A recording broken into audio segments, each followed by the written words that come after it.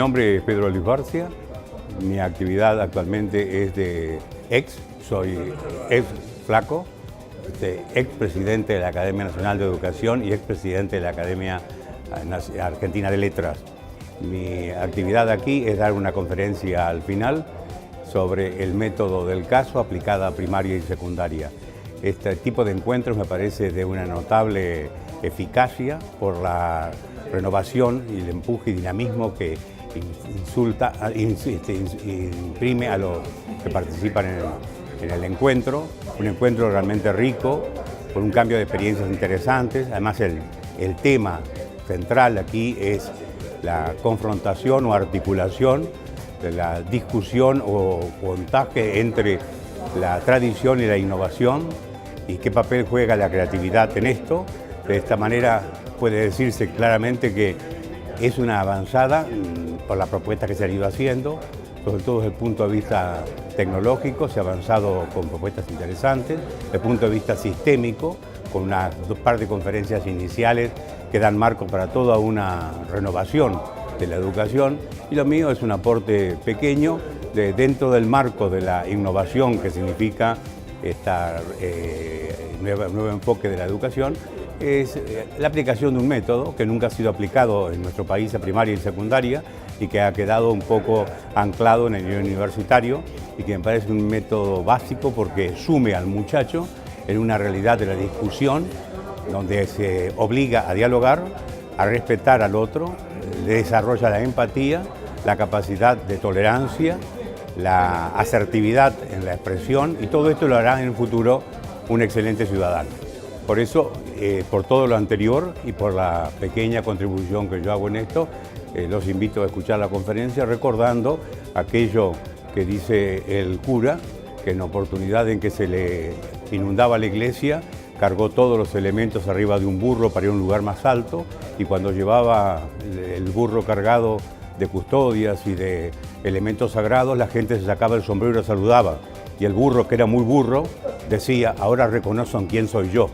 Yo no soy tan burro. Si algo digo de importancia es por lo que porto, no por lo que soy. Muchas gracias y vengan. Buenas tardes a todos. Les agradezco la asistencia a esta hora digestiva y siestera. Quisiera, en primer lugar, agradecer a Cordier por la gentileza que tiene y por la voluntad reiterativa de querer sacarme a fuerza de invitarme de vez en cuando para ver si mejora la exposición. El irlandés Jonathan Swift, que tenía apellido de frigorífico, en una oportunidad dijo que los ingleses eran tan formales y tan atados a la formalidad que donde veían un hombre que tenía una peluca blanca, un ropón rojo con orla de armiño, dice: eso es un juez. O sea, la apariencia es suficiente. Yo, después de haberle escuchado a la hermana Montserrat en estos 2 días en que expuso, pues tomé una decisión. Me fui, me compré una toca, traté de encontrar faldas grises para ver si la cosa funcionaba y me cambié de nombre y ya era Sor Petra Luisa Barcia. Pero no funcionó indudablemente esto, porque ya me lo advertía el refrán placero y no le hice caso. El hábito no hace al monje. De modo que, frente a estas limitaciones, tendremos que aportar lo poco que tenemos en el esfuerzo de la exposición de hoy.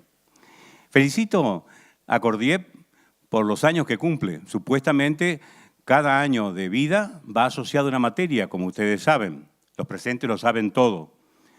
Los 15 años están asociados al cristal. Son las bodas de cristal. ¿Es porque es frágil el cristal? No. Yo creo que la precisión, en este caso replicada a Cordier, es por la transparencia de objetivos, la transparencia de proyectos, la transparencia institucional que tienen. Espero que esa transparencia se mantenga en el campo administrativo. Lo que quería comentar hoy es algo que se inserta en el marco que magnífica y lúcidamente ha planteado la hermana Montserrat en cuanto a lo que es la renovación pedagógica total. Ya dado un marco, lo mío va a ser simplemente el aporte de una pieza movimiento en todo este ajedrez de la renovación, de una metodología, de una vía de acción didáctica, que es el método del caso, que no se aplica ni en primaria ni en secundaria, sino a niveles superiores de la educación argentina. De modo que, en ese sentido, la innovación va a ser un poco estrecha, pero antes de eso yo quisiera partir de una concepción que se ha sido señalada desde la primera exposición en este encuentro, de que la formación docente es capital. Hemos trabajado mucho en formación docente, hemos formado institutos, estoy actualmente de asesor del Instituto Nacional de Formación Docente y un largo etcétera.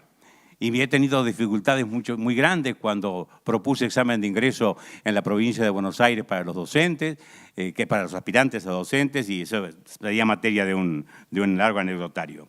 Pero a este curso de ingreso yo le incorporaría 3 materias básicas para la formación del docente. La primera materia es la que ya recomendaba Bertolt Brecht: para que ser un excelente docente, un buen docente, un tolerable docente, el hombre o la mujer tiene que haber hecho un curso de actuación dramática. Why? Because, como aprendemos en inglés de mental. ¿Por qué? Porque tenés que dominar la voz.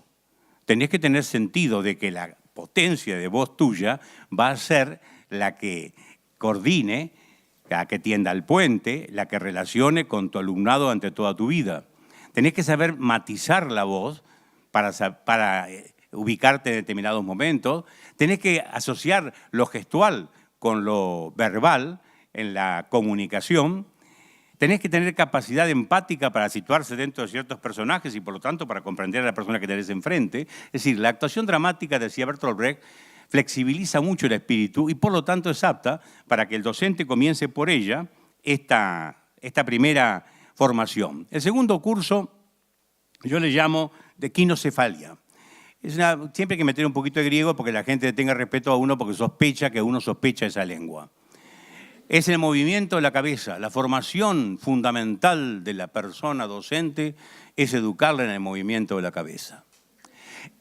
Parada allí, el aspirante a docente, el aspirante al docente, el primer movimiento de la cabeza tiene que ser hacia abajo. Ver dónde está parado. Tener sentido de cuál es su situación en la realidad de la que va a partir su enseñanza. Esto es fundamental. Mirar dónde se apoyan sus pies. Este sentido a veces es ignorado de entrada y usted no sabe dónde está situado cuando se enfrenta con un aula, se encuentra con un conjunto de alumnos. Y está desvirtuado porque no se cumple la ley que indica sabiamente, que nos rige, que indica sabiamente que el aspirante a docente o el joven docente tiene que tener la variedad de escenarios para ir flexibilizando su adaptación y su efectividad en los distintos ámbitos. Los que salimos de la universidad, por ejemplo, en La Plata, hacemos la práctica en el Colegio Nacional o en el Liceo de Señoritas. ¿Qué es esto? En Entre Ríos llamamos un baile entre primos. No pasa nada.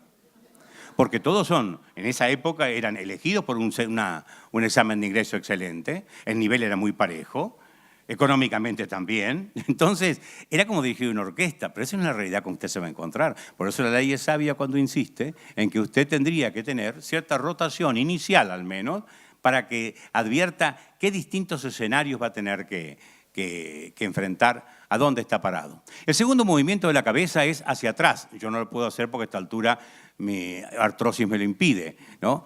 Es mirar hacia atrás. Mirá, no con nostalgia, sino con una mirada profunda que indica qué camino he recorrido, cómo he llegado hasta acá.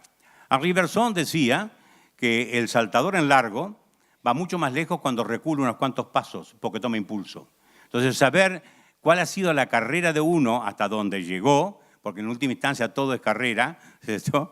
El currículum es una carrera, todo es carrera en la vida, por eso es competencia. Cuando se dice que no hay que insistir en la competencia, yo creo que sí, hay que insistir en la buena competencia. En un partido de fútbol están las dos cosas, la competencia contra el otro equipo y la asistencia mutua y interrelación con el propio. La vida es eso. Es competir y asociarse al mismo tiempo. De modo que estos simplismos que a veces aparecen en periódicos por pedagogos de diario, diciendo que la competencia es mala, nunca lo ha sido. Nunca lo ha sido y además Es el hombre el que se propone metas para alcanzar y moverse. El tercer movimiento sería el mirar alrededor de sí. Esto se llama revolución. Acá, inicialmente, uno de los opositores en la mesa interreligiosa utilizó la palabra revolución. Yo la voy a utilizar etimológicamente y decir entonces que no hay revolución sin revolución. ¿Qué significa esto? Porque revolutar, revuelta, en realidad es dar vueltas sobre sí mismo. Una vuelta, revuelta, otra vuelta. Es revolver, significa girar en torno de sí. ¿Por qué es importante? Porque usted gira en torno de sí y va viendo el entorno en que está inserto, y al dar la segunda vuelta, no es una percepción inicial, la segunda vuelta usted verifica qué cosas se pueden modificar, qué cosas son inmodificables, qué cosas hay que aceptar y cuáles no. Si el revolucionario primero tiene que tener un conocimiento claro de cuál es el contexto que está inserto. Y a partir de aquí, toda revolución tiene que ser inicialmente revolucionaria. Entonces, tener un concepto de sí propio. Después de ver alrededor, hay que mirar a izquierda y a derecha. ¿Por qué? Porque una de las tendencias que tenemos los humanos es la polarización. Entonces, el movimiento a izquierda y a derecha, viendo de qué manera esos extremos pueden ser riesgosos en las posturas que usted tome, desde lo pedagógico a lo vital, es aconsejable que tome un punto medio. In medio consistit virtus, dice en latín, yo manejo mucho el latín de las páginas rosadas del diccionario Larousse, ahí pueden ver ustedes esta referencia. Pues bien, este es el movimiento lateralizado, dirían los pedagogos. El siguiente movimiento es mirar hacia arriba. Mirar hacia arriba tiene dos posibilidades. Si usted es religioso, usted ha religado a una realidad superior a usted, pues va a encontrar allí tal vez una fuerza de empuje, va a encontrar una fuente de entusiasmo, la palabra entusiasmo, Intehos, es Dios dentro de uno, etc. Si no es religioso, va a encontrar hacia arriba una mirada superior, una mirada, como decíamos recién, cenital. Estábamos hablando de los obispos, y yo decía que la palabra obispo en griego, episkopos, es epi por sobre, skopeo, mirar, ¿cierto? Como telescopeo.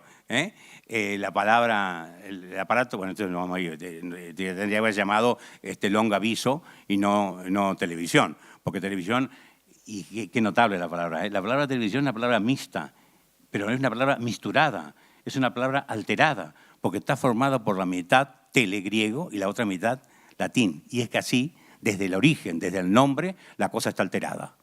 Entonces se explica después, porque eso decía Pitágoras, el nombre de las personas y de las cosas supone un destino, y así fue. Bueno, volviendo al episcopus. Epi sobre escopeo, mirar. El episcopal es el que mira de arriba. Todos los directivos presentes, ¿no? Todos los directivos de empresas, todos los que tienen a su cargo gente, en actividades, proyectos, tendrían que tener una mirada episcopal. Desde arriba, lo que se llama cenital, y de esa mirada cenital usted puede cubrir un espectro mayor. Y entonces ahí sí puede decir usted que considera la realidad. Y como yo no entiendo más que de palabras, me detengo en considera. ¿Qué es considerar? Ustedes por supuesto lo saben. Es estar junto a los astros. Sidera es astro. Es decir, el que considera algo está en la posición de los astros, contrapicados se diría en el cine, mirando desde arriba la realidad. Y esto nos permite ver un campo mayor. De modo que esta mirada hacia arriba puede tener estas dos posibilidades. La otra mirada que nos va faltando es hacia adelante. La mirada hacia adelante es la del proyecto, es decir, la que lanza por delante de sí una realidad. El hombre es el único animal que tiene una autozanahoria. Si usted sube a un burro y el burro se le empaca y no camina, el hombre de campo toma una rama, le coloca una zanahoria en la punta atada con un hilito y el burro al ver la zanahoria delante avanza. Ingenuamente avanzará infinitamente porque siempre la zanahoria estará delante de él y no la alcanzará jamás. Pero el hombre tiene la capacidad de inventar su propia zanahoria y atraparla, siempre y cuando cumpla con la condición básica del proyectista, que es el adelantarse a sus propios pasos. No soy claro. Dicho desde que empezó no es claro, es cierto, bien. Ahora seré menos claro todavía. Y también que con esa cara no se puede ser muy lúcido. Hay fotografías mejorativas y otras como esta. Entonces, aquel famoso saltador de vallas a caballo, le estaba enseñando a un discípulo cómo se saltaba. Y el discípulo venía bien, ¡hop! Pero al último momento la pata del caballo tocaba la valla y caía. ¿Y qué me pasa? Y el hombre le dio un sabio consejo. El hombre era maestro en proyectos. Le dijo, vos tenés que tirar el corazón por delante de la valla y el caballo va a buscarlo. El caballo va a buscarlo. Poné por vos, danzate. Y es que es el programa de cada profesor, de cada día. ¿Qué es programa? Letra adelantada. Programa. Estoy hablando nada más que de palabras, pero que de eso se trata. De eso se trata. De palabras. El hombre es un animal que tiene lenguaje, como veremos más adelante, y no que tiene razón. Tiene básicamente lenguaje. Entonces, esta idea del proyecto que, como dice el documento de la Iglesia, es lo que da vida a la vida, es lo que da sentido a toda la acción pedagógica de un maestro. Sentido en su doble acepción. Lo carga de semántica y le da dirección. De modo que en estos aspectos creo que los movimientos de la cabeza de esta cátedra Kinecefalia, ¿no?, que está ya preparando un conjunto de profesores para el dictado de esta materia, para cuando me llaman Cecilia Veleda y me diga vamos a implantarla, pues repasen un poco esto y no se fijen en quién lo dice, sino lo que se dice, que es la esencia del conocimiento. Bueno, dejamos de lado, ya voy a hacer otro cuentito. El tercero de los cursos que yo creo que todo aspirante a maestro, a docente o docente joven tiene que hacer es el de rasgos identitarios. Yo me estoy dedicando mucho a este tema últimamente y ya llevo dos tomos escritos sobre él, todavía no lo he publicado, la gente por eso está feliz, ¿no? 2 tomos sobre los rasgos identitarios del argentino. He cursado más de 100 ensayos sobre este tema y he llegado a una conclusión muy clara. No les voy a meter acá el tema, el desarrollo como aquel que se acuerdan ustedes, que lo único que sabía era del cañón Askrup. Entonces, en medio de una reunión de Kordiev, no tenía idea de otra cosa. Entonces, ¿no escucharon un cañonazo? No, a propósito de cañones, en la última guerra, y metí el tema, ¿no? A esto lo llamó, y hay gente así, lo he comprobado en los pasillos, y a esto le llamó Gracián, con magnífica definición, Sísifos de la conversación que apedrean con un solo tema. ¿Se acuerdan? Sísifo castigado por los dioses porque ha cometido hibris, que sería una forma de pecado, ir contra la limitación humana. El hombre se esfuerza por la montaña, llega y planta la roca. Y cuando dice, se le cae la roca. Y otra vez, infinitamente, kafkianamente, Sísifo es condenado a subir. Sísifos de la conversación que apedrean con un solo tema. Hay que variar un poquito en estos casos. Bien, en la disciplina entonces de los rasgos identitarios, no me voy a referir a todos, porque son muchos, voy a tomar 4. ¿Por qué tiene que ver esto con lo pedagógico? Muy simple. ¿De qué estamos hechos todos los alumnos y los profesores en la Argentina? De materia argentina. La materia básica es argentina. Y esa materia básica argentina está transida, está más bien profundizada de rasgos que usted ha asumido a través de su educación, a través de la cultura, a través de los medios, a través inclusive de sus lecturas, que están incorporados en usted sin que usted lo advierta. Lo peor es aquello de lo cual usted no tiene conciencia. Y estos rasgos identitarios son, por ejemplo, uno primero sería la anomia. Todos los extranjeros se asombran cuando llegan al país, ¿no?, y ven que usted no cruza por los cebrados, no respeta los semáforos, y ahora todavía acabo de enterarme que en Rosario, hoy veíamos cuando nuestro joven chileno presentaba en su excelente ponencia unos pasajes de video de gente despistada que iba tropezando en la vida por mirar Bueno, en estos momentos en Rosario parece que se ha aprobado una resolución por lo cual se proyecta en el suelo luz roja para el nabo que viene concentrado en el aparato pueda tener un reflejo rojo y advertir el riesgo que corre. Si al navismo usted le suma idiotez, vamos mal los argentinos. Y sobre todo si está legalizada por un consejo de autoridad. Bueno, volviendo al tema que decía. Lo anómico es la tendencia a no cumplir la ley. Ahora, no tenemos leyes, estamos llenos de leyes. Los argentinos llenos de leyes. Pero ¿cuál es el problema? Doble. El hombre argentino tiende a no cumplir la ley por una viveza criolla. Siempre trata de sortear las posibilidades, de ir más allá, nadie me mira. Y por otro lado, si usted comete un error, no es punible, no aplican la ley. De modo que por estas dos cosas, en toda la región nuestra, en Chile, Uruguay, México, hasta México inclusive, pero digamos Paraguay, etcétera, somos el país más anómico de todos. Hay estadísticas de los alemanes sobre nosotros que son rudelísimas. Aumentativo que pocas veces se usa. Pero bueno, es así de cruel. Bien, el segundo de los, ¿cómo se ve esto? Y porque disponga usted lo que disponga en una institución, enseñe lo que enseñe usted a sus alumnos acerca del orden, tienden a romperlo, tienden a quebrarlo, y eso lo hemos visto cotidianamente, se ve cotidianamente. Es difícil encauzar en la educación dentro de las normas, desarrollar la responsabilidad del muchacho. En estos momentos se ha hablado mucho de responsabilidad, palabra que tiene 3 acepciones y la gente maneja únicamente una, que es hágase cargo de los efectos de lo que dijo o hizo. Usted embarazó, hágase cargo. Usted puteó a una señora, hágase cargo de lo que viene después. Esa es la primera acepción, pero hay 2 acepciones que no recordamos. La segunda es la anomia, es decir, ir contra la anomia. Es a obedecer lo establecido, lo pautado, lo acordado por ley. Eso es la responsabilidad. Y la tercera, la menos conocida, salvo por ustedes, insisto siempre, yo cuando doy conferencias nunca recomiendo un libro, le digo a los presentes, relean tal libro, porque el argentino ha leído todo ya. Entonces, relean tal cosa, porque ya ha pasado por todos los libros posiblemente. Entonces, ¿cuál es la tercera acepción? El verbo latino es responso, significa buscar respuestas. Este es el afán que el padre tiene cuando le educa al hijo. ¿Y por qué le dice? ¿Para qué me sirve? Que está a la orden del día. ¿Esto para qué sirve? Y es como le dijo Franklin a una persona que le estaba contando este hilo con un barrilete, pandorga o no sé cómo le llaman acá, ¿cierto? Porque yo cuando hice el diccionario de argentinismo recorríamos toda la provincia recogiendo las variantes. Bueno, hay distintos nombres. Y le dice un vecino idiota, ¿y eso para qué sirve? Y se da vuelta a Franklin con su cara un poco cara de infeliz que tiene Franklin en los bolletes de dólar, y le dice, ¿y para qué sirve un recién nacido?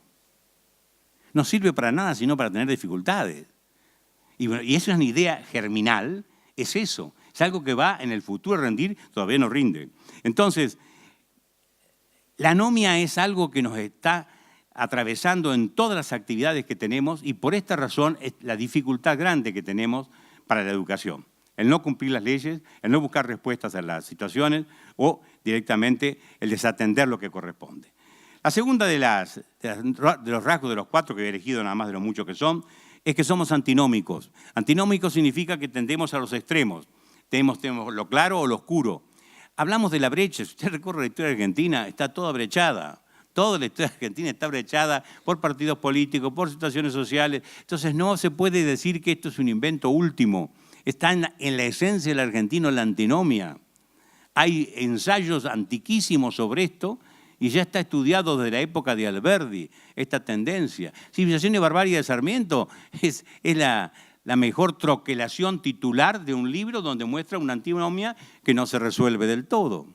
Entonces, ¿por qué lo antinómico es importante? Porque usted se acostumbra a pensar polarizadamente.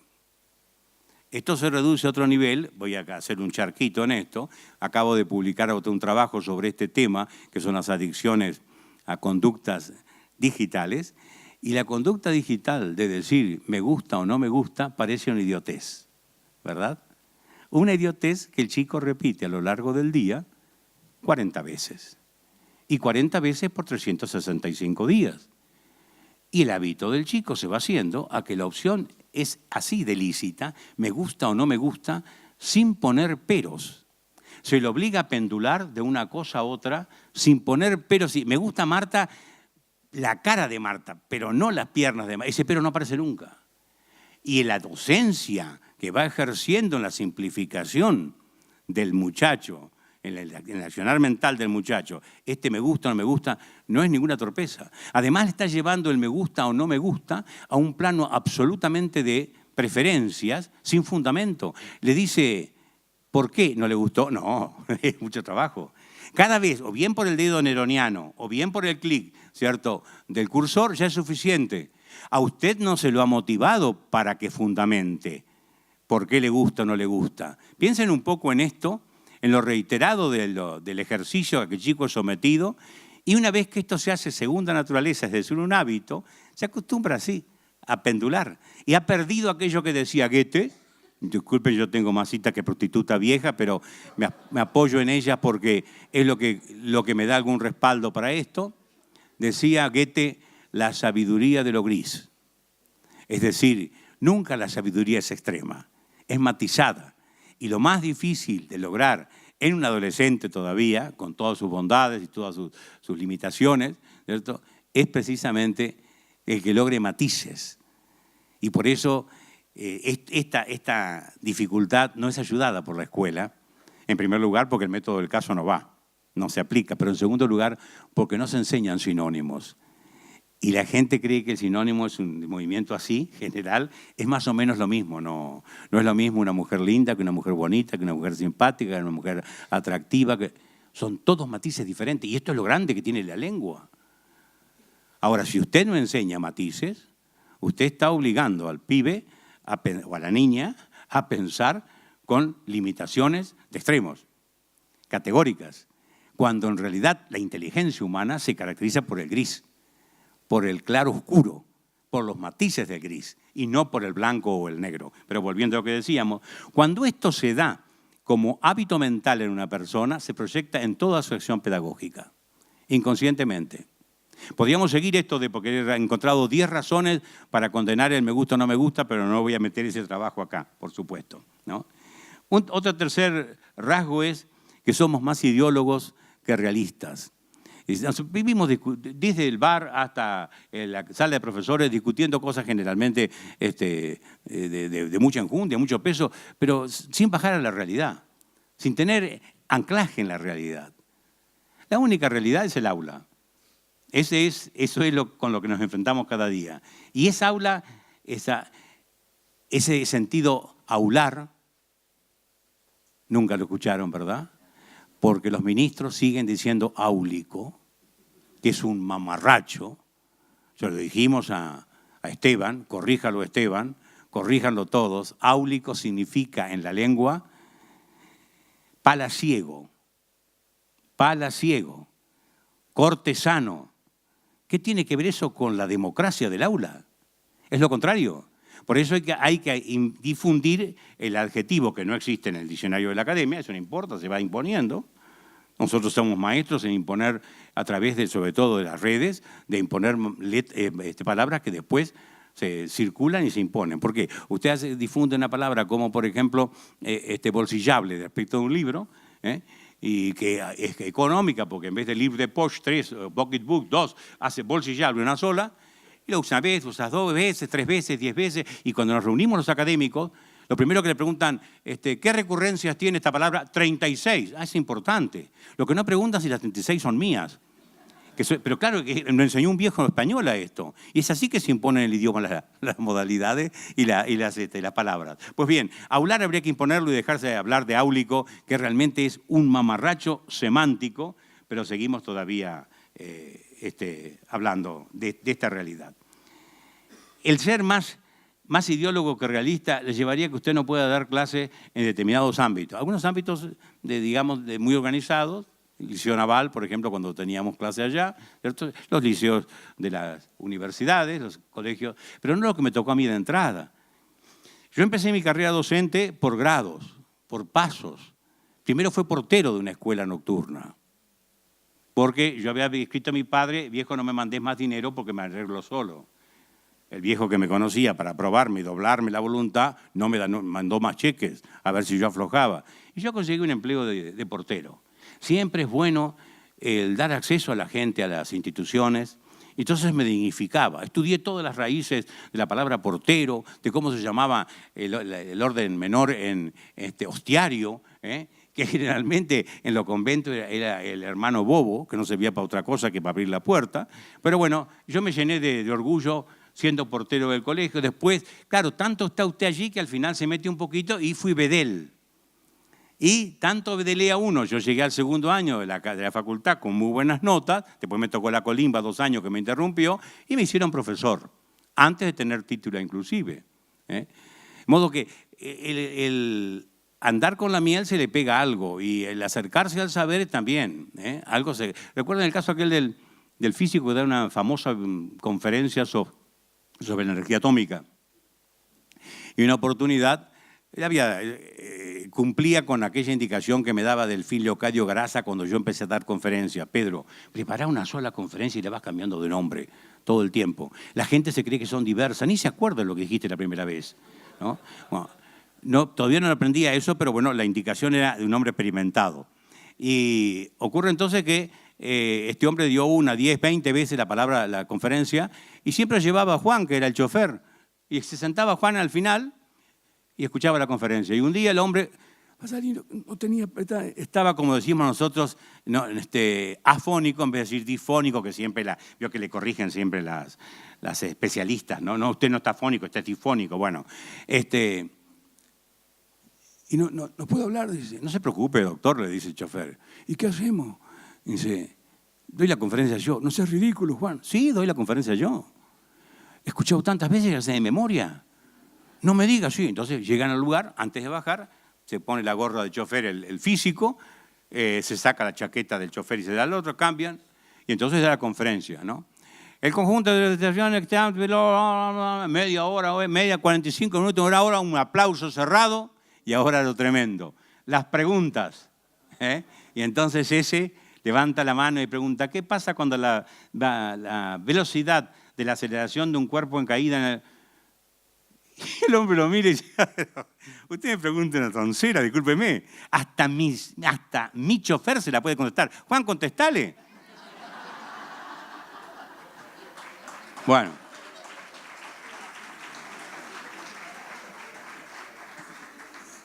Y en ese colegio, San Vicente de Paul, nocturno para gente adulta, me tocó dar castellano.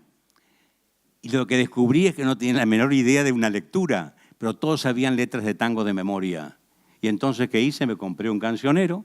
Yo siempre tuve buena memoria porque la desarrollé, no es un don natural, sino que la desarrollé con ejercicio. Yo he sido siempre más voluntarioso que inteligente. Y uno así llega a ser presidente de instituciones. Bueno, y la cosa es que me compré cancionero y empecé. Analizamos, paredón, y después, y esto sí, esto es una... Retenían todo porque trabajábamos a la base de ellos, sobre lo que ellos conocían. Esto es el sentido, precisamente, de ubicarse en la realidad, de no ser ideólogo. Mirá si yo hubiera tomado el texto que tenían de castellano y empezar a endilgarle las clases según la bolilla 1, 2 y 3. No hubiéramos avanzado nada, terminamos bien. Después le puedo hacer el cuento de cómo terminó esto después de 20 años cuando encontré con un exalumno de ese nivel. Y el último de los puntos que quiero abordar es un punto definitivo para este Congreso. La neofilia. Somos neofílicos por naturaleza. Nos gusta lo último que sale. Estamos enamorados de la novedad. Ahora, lo que no distinguimos los argentinos es 2 prefijos griegos. Lo neo significa simplemente un dato cronológico que es lo último. Neo es eso, lo último. Pero no significa que el prefijo griego eu, lo bueno y lo mejor. De modo que la neofilia o el neofilismo argentino o la neofilatría argentina ha llevado a que en el campo pedagógico, por ejemplo, y en todos los campos, usted se desviva por estar a la paz y no hay peor pedagogo que quiera estar al día sin haber asentado lo previo y lo anterior, y están por el cambio, están por la novedad, están por lo último que sabe. Y esto va a generar serios problemas en el campo de la docencia, ha generado serios problemas, seguirá generando problemas en el campo de la docencia. ¿Por qué?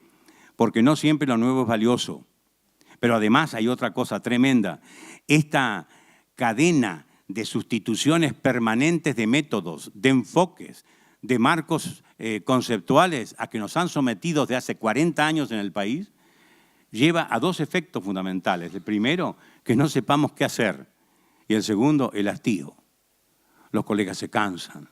Todos nos cansamos de esta sucesión de cambios permanentes. Lo que hemos puesto todo el empuje, me acuerdo cuando Decibe trajo su renovación en esta especie de cultura de trasplante en vez de cultura de cultivo, que fue traer la LOX española y tratar de implantarla acá, incumpliendo las dos cosas fundamentales que son la adecuación y el análisis crítico. Bueno, a partir de allí empezamos una sucesión de cambios y entronizamos cada tiempo el ludismo, todo es juego.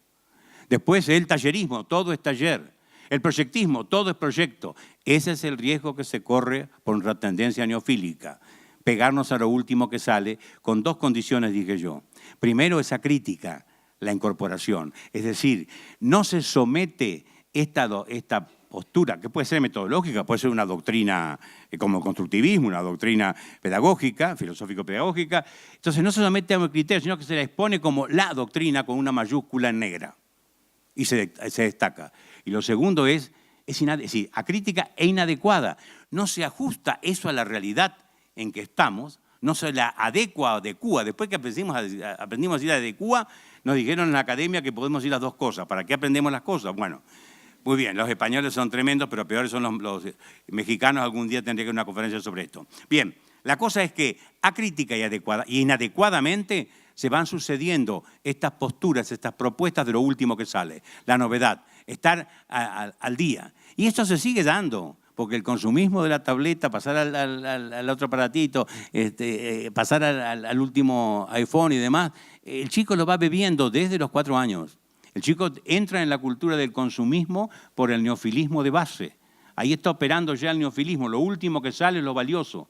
Y a partir de allí comienza a correr la conducta que toda su vida va a mantener la criatura.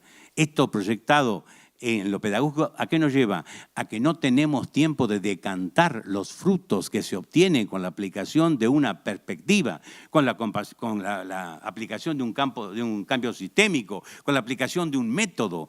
No alcanzamos a evaluarlo. Entonces, nada de esto sirve y tiramos por la ventana esto y empezamos con otra cosa nueva. Porque cuando lo evaluamos ya es tarde debido a que no tuvimos atención durante esta década que lo aplicamos tal o cual sistema, no lo atendimos en su evolución y cuando queremos evaluarlo estamos en el piso. No hemos evolucionado positivamente. Entonces, esta última realidad que yo señalo del neofilismo es lo que tiene que llamarnos más la atención en un congreso donde se habla de tradición e innovación. En cuanto a la creatividad, no voy a detenerme porque todo el mundo sabe lo que es la creatividad. ¿Qué es la creatividad? La creatividad es la apelación que hace el ministerio a los docentes cuando no tiene presupuesto, no ha prefigurado nada de lo que hay que hacer. Entonces, ¿qué le dicen? Hay que ser creativo. Y usted, que es ingenuamente torpe, tonto, asume el esfuerzo y empieza a trabajar para cubrir la jornada no programada de actualización, para salvar los trapos en cualquier campo que se plantea, y el esfuerzo lo hace el docente siempre. Y el otro, desde la oficina, da la indicación, sean creativos, como si fuera una motivación natural, espontánea y fácil de realizar. Naturalmente lo dicen por teléfono. No por mail ni por antiguo fax, porque queda escrito. Y como dijo Pilatos, pues scripsi. Lo que está escrito es prueba administrativa. Entonces hay que dejarlo de lado.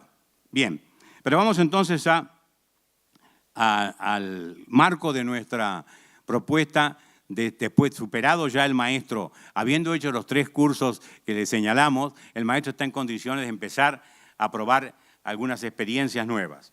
Voy a correrme porque acá estoy cabalgando, sin ser jinete, la pata de la mesa. Bien. Hay un binomio que atraviesa toda la historia de la educación, que es educación y vida. Es decir, siempre ha estado presente esta relación simbiótica entre educación y vida. Milenariamente podemos hacer citas de toda naturaleza donde muestra siempre que la preocupación de los pedagogos ha sido educar para la vida. ¿Por qué? Porque la educación es vista como un arte pontonero para articular con la vida. La palabra pontonero es poco usada hoy día, pertenece a a la disciplina de la ingeniería. No vamos a pedirle a Marcos ahora que pase a exponer sobre esta realidad, pero la ingeniería castrense es la que genera pontones, ¿verdad? Venían avanzando los soldados romanos, se encontraban con un río, no eran entrerrianos, no sabían nadar, de modo que llamaban al pontonero. El pontonero tejía un pontón con otro y atravesaba la... Y así se lograba, el pontonero lograba salvar las situaciones que escindían la marcha o las dos orillas. Tendían entre dos cabezales un puente. Y este puente, esa tarea que de alguna manera la educación ha hecho. La educación ha hecho, no un puente, hace muchos puentes. ¿Qué puentes tiene la educación? El puente entre las generaciones, entre la ignorancia y el saber, entre el ayer y el hoy, entre la práctica y la teoría, entre lo viejo y lo nuevo. Todo esto es parte de los puentes, de muchísimos puentes que tiende la educación desde el principio, desde sus orígenes. Pues bien, vamos a citar nada más que tres grandes pensadores distanciados en el tiempo para que se vea esta continuidad. Porque lo importante de ver en esto es la continuidad de lo humano. El otro día comenzando en la cena con Héctor, ¿cierto?, y con Miguel, que me dejaron meter un bocadillo en mitad de la conversación, yo le recordaba la falacia de ese tango que dice: yo tengo un pecado nuevo que quiero estrenar contigo. No hay ningún pecado nuevo. La bolsa de pecados y la buena bolsa de vicios, de virtudes, son siempre las mismas. Hay enfoques diferentes, pero importante que el pibe vea la continuidad de lo humano por miles de años, porque esto le da otro sentido de herencia cultural y ciertas obligaciones con el pasado que él cree no tener. Es importantísimo esto en la educación. Bueno, disculpen que yo pongo un énfasis hablando como para gente que no fuera del oficio. Si yo estoy hablando para mí mismo, yo creo, convenciéndome de esto, porque ustedes toda esta exposición no la necesitan, ¿no? Pero bueno, son gente de paciencia. Porque el docente es como un pasamano de escalera. Tolera que todo el mundo manosee y todo el mundo se sirve de él para ascender. Esta es la realidad. Bien. Séneca dice en la carta 37, erróneamente más aprendemos para la escuela que para la vida. Lo dice el latino. Whitehead, hombre que viene de otra raíz, por supuesto, en el año 17, solo hay una materia para la educación y es la vida en todas sus manifestaciones. Y para venir a lo del día, Zygmunt Bauman, este hombre que ha revolucionado el pensamiento a través de la aplicación múltiple de un adjetivo que es líquido, en el libro Educación en un tiempo líquido dice concretamente: el invariable propósito de la educación era, es y será la preparación de los niños para la vida. Era, es y será, las tres dimensiones temporales del verbo. Pues en esta relación de educación y vida no siempre se ha dado una fluidez. Al contrario, durante mucho tiempo hubo una concepción insular de la escuela. La escuela era una isla ayudada por el hecho de que se asistía a ella vestido de determinada manera, ¿no?, y con horarios fijos, etcétera, sacralizaba toda esa tarea y no había conexión entre lo que era la realidad de la escuela y la realidad del mundo. Este efecto de la insularidad de la escuela puede tener dos raíces. La primera, ser una concepción pedagógica, que la escuela tiene que trabajar en sí misma, para adentro y lanzar después a la vida a los muchachos. Ahí está, hay muchos autores que han desarrollado esta especie casi aristocrática de concepción estrecha de la escuela. Y la otra, que es peor, porque esto se puede rebatir, la otra es que la escuela se ha hecho así por esclerosis. Se ha hecho así, desconectada de la vida, por acostumbramiento. Ha ido perdiendo la capacidad de reaccionar, de estar viva y de vincularse con lo externo. Entonces, toda esta primera etapa es lo que llevaba a Lugones, que en 1910 decía en La Didáctica, un libro que pocos transitan hoy día y el primer libro de didáctica escrito en el país, un hombre que no terminó su secundario. No hay que repetirlo mucho porque después algún pibe le dice, ¿vio? Fue Lugones y no terminó el secundario. Entonces hay que tener cuidado con estas prédicas de los autores talentosos que no llegan a terminar su escuela formal. Pues en La Didáctica dice, muy interesante, dice, cuando se siente un clima cerrado en el aula, hay que abrir una ventana. Y te dice, eres idiota el hombre lo que te dice. No, lo que sigue después. Por la ventana entra el aire de afuera, por la ventana entra la vida en el aula, por la ventana estamos en contacto con otra realidad y una ventana cambia el clima aular. Esto es lo importante. PISA, 2012. El 53% de nuestros adolescentes no entienden lo que leen y se quedan en eso. Hay otras cosas que vamos a comentar después que dice en el mismo año PISA. Pero hay algo tremendo que no se tiene en cuenta. Somos el país en esa evaluación 65, o sea, el último orejón del tarro en el clima aular. El peor clima. Si no hay clima de aula agradable, de convivencia, de fraternidad, de intercambio, de diálogo, no hay educación posible. En la región estamos muy por debajo de todo, pero estamos por debajo de todo el resto de los países de los que se ha medido el clima aular. Voy a repetir aular hasta que me muera, ¿no? Bien. Entonces, es importante esto porque hay un documento de la UNESCO tremendo sobre la necesidad de cambiar el clima. Y el clima, vamos a decir que el clima aular y el clima institucional son los más difíciles de medir y evaluar porque los instrumentos de medición no son suficientemente científicos. Entonces, está ocurriendo que no siempre podemos palpar con nitidez el grado de clima en el aula y en las instituciones. El método del caso, en cambio, es un método oportuno porque va a meter la vida en el aula y sobre todo va a permitir que en el diálogo de los muchachos entre sí, coordinados por el profesor, ya diríamos cómo es el método, que ustedes ya conocen por supuesto, le permite al chico expresarse en primer lugar. Expresarse, comunicarse, no mi vida, como dicen los conductores. No, expresarse es soltarlo preso. Una interjección, ¡ah!, es una expresión. ¿Comunicó algo? No. No sabemos si dice porque le dolió, porque le gustó, porque está enfermo, nada. Para convertir la expresión en comunicación está la escuela. Primero la familia, por supuesto. Otro día daba una conferencia en la Facultad de Medicina de Tucumán respecto de comunicación y salud y mostraba los grados. Me duele la panza, y va agregando el chico si la madre lo deja cuando va al pediatra. Porque la madre es interlocutora directa con el médico y el chico que tiene que acostumbrarse a decir lo que le pasa es silenciado para siempre. Bueno, volviendo a esto que decía, la expresión no siempre es comunicación.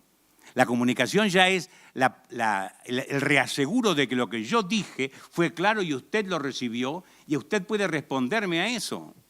Es un decir, no se mete a responderme. Bien. No, porque estaba muy entusiasmado él como ya participar en la... Este es el problema que analizó en la retórica Aristóteles, la pregunta retórica, ¿no?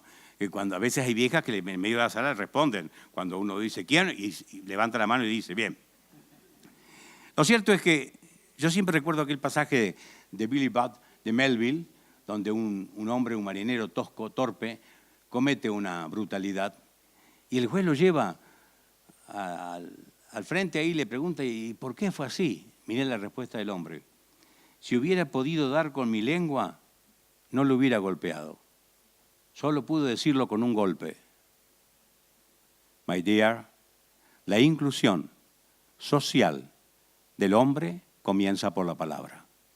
Si usted no le educa en la palabra, va a salir por el sopapo o por la puteada, que tiene su dignidad y su importancia, por supuesto, porque es catártica.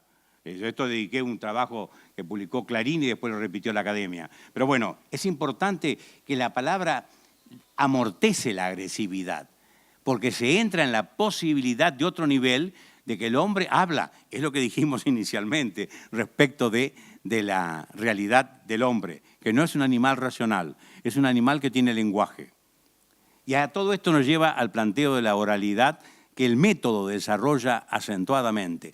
Yo noto que en muchas propuestas metodológicas interesantes, valiosas, de base electrónica, el diálogo no aparece, pero el diálogo vivo, porque suele darse muchas veces la presencia, alternancia entre la máquina y el muchacho, no hay una mirada directa, la máquina interfiere, ¿no? Y hay que tener en cuenta que ellos tres condicionamientos que señaló Howard Gardner en un libro poco frecuentado que se llama La generación APP, que señala de qué manera hay 3 IES que son afectadas por el telefonito, ¿no?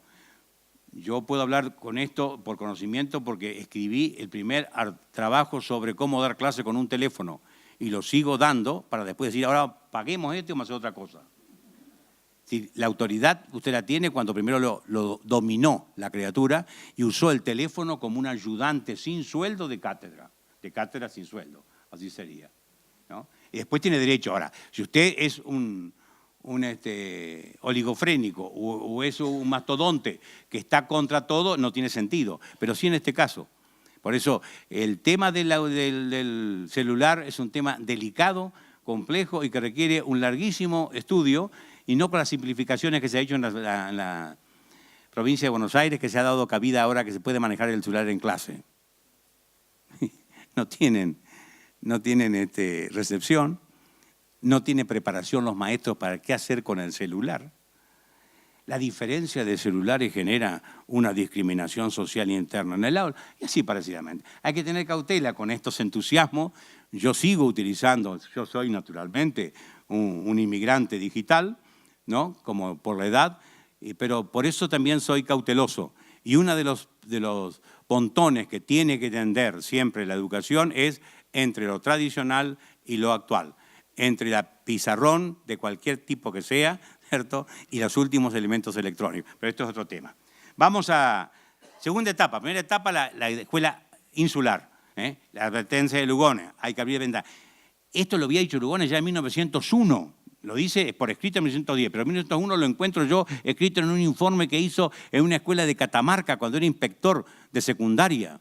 Es increíble, yo he recogido todo este material y lo vamos a publicar en la biblioteca de los maestros, este material de las críticas y evaluaciones que hacía Lugones con una letra perfecta a las clases que asistía. Claro, Lugones podía tomar una clase de geografía, de matemáticas, lo que sea, y en mitad de desarrollo y la continuaba, ¿no? Muchos supervisores hoy día no pueden hacer esto, ¿no? Como hacía Lugones, que era además un hombre de muchos saberes y que se abstenía de dar clases de castellano o de literatura. Sí, él hacía cierto despliegue en esto. Bueno, ahí en 1901 ya nos dice lo que va a venir ahora, que es la salida de la escuela a la calle.